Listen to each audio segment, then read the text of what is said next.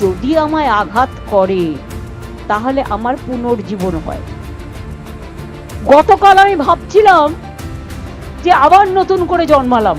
যারা তৃণমূলকে অনেক বাজে বাজে কথা বলেন এবং অনেক অসার কথাবার্তা বলেন, অনেক কুৎসা রটনা করেন, অপপ্রচার করেন, চক্রান্ত করেন, তারা জানেন না তৃণমূল কংগ্রেস কর্মীরা এক একটা দলের এমন সম্পদ, যদি বলা হয় যাও ফাঁসির কণ্ঠে গলা দাও, সঙ্গে সঙ্গে একবার জিজ্ঞেস করবে না, চলে যাবে।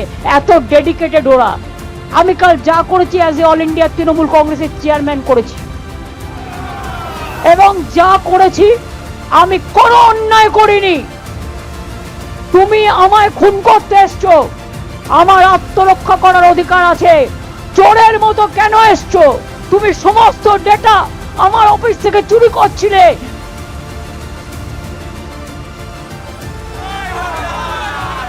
মানুষকে আমি ভালোবাসি, যেমন জোড়া ফুলটাতেই তো আমরা দাঁড়াই। তা জোড়া ফুলটা যদি রক্ষা না হয়, তা মানুষের জন্য লড়াইটা করবো কি করে?